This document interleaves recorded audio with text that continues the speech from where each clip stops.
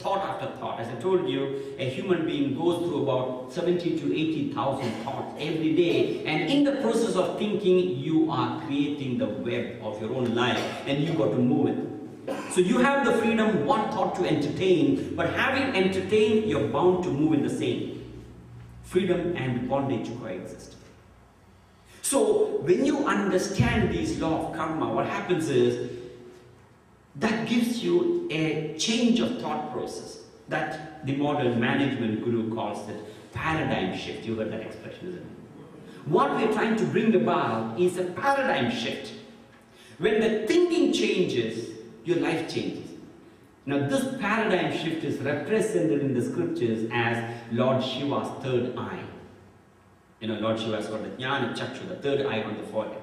So the belief is that when Shiva opens the third eye, that part of the world is destroyed. And everybody is scared. If supposing Shiva opened the third eye and is looking in the direction of South Africa, we all will be scared. Nothing will happen. They're all symbolic. In fact, the book From Gods to Godhead, the meaning and purpose of Hindu gods and rituals and festivals explains that. In fact, in South Africa particularly, the need of the hour is to convert Hindus to Hinduism. Hindus don't understand the scientific nature of this religion. And some of them think, oh, it's very complicated, very difficult to understand, so let me change the religion. That doesn't work. It's done, but we need to, so it doesn't mean to say that we need to go and advocate it. You need to understand the meaning and purpose behind it. To why all this. So the Jnana Chakshu is the eye of wisdom. So you've got to bring about a paradigm shift. When you have the right understanding of the entire law of karma, the way you look at your life changes. The way you look at your health changes. The way you look at your relationship, your marriage, your profession, your job. At the moment, we have a wrong perception. It is this wrong perception that creates suffering. So when you understand this law, that gives you the right perception, that is paradigm shift. Once, there was this family in London, traveling from London city to one of the neighboring cities in the train. The father, mother, and the son. He was about 24 years old. And the son occupied the window seat. The father, mother. And the son, 24-year-old boy, was displaying a very peculiar behavior. That is, he was behaving like a 3-year-old child. That is, he looked through the window and everything that he sees, he gets so excited, he started screaming and shouting. When he sees the cars and vehicles moving, "Mommy, mommy, look at the car moving." He gets very fascinated. And he sees the oncoming train and he saw this giant thing moving through the railway track. He was screaming, "Mommy, mommy, look at that monster moving. What's that?" This was a positive annoyance for the passengers.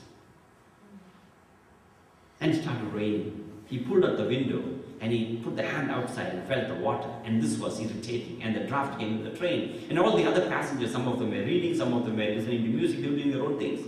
Very annoyed, very upset. And one of the gentlemen called the father and said, "Sir, there's something wrong with your son's brain. Look at him, the way he's behaving. I think you need to take him to a doctor." And then father said, "Yes sir, we are just coming from the hospital. My son was born blind. Somebody donated him 2 eyes. He's seeing the world for the very first time." As soon as they heard that the son, this boy, 24-year-old boy, is looking at the world for the very first time, their thinking changed. Situation did not change. The problem did not change. The experience did not change. Thinking changed. When the thinking changed, that experience was not a suffering. It was a joy. Now apply the same principle in your life. You and me and all of us definitely go through ups and downs. You cannot escape it. But what you can do is to change your reaction, changing your attitude. When you change the thinking process, you find the way you perceive changes. And what was an irritating experience erstwhile become a source of joy. That is the paradigm. That is the objective of understanding the law of karma. Now, one of the questions that we have posed ourselves the other day is this, that Can devotion, prayers and ritual change the effect of bad karma?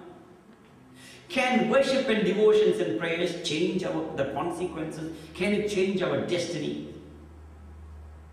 Let's analyze.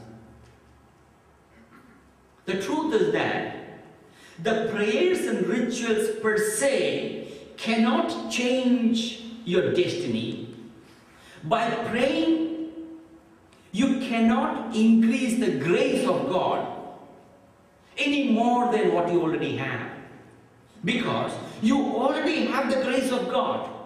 God is not partial and say, I will grace you, I will not grace somebody else. God has no such partiality. God's grace is there, all pervading. It is there amongst the best of us or the worst of us. It is there about the best of sinners and the worst of saints, the worst of sinners and the best of saints. God's grace is there.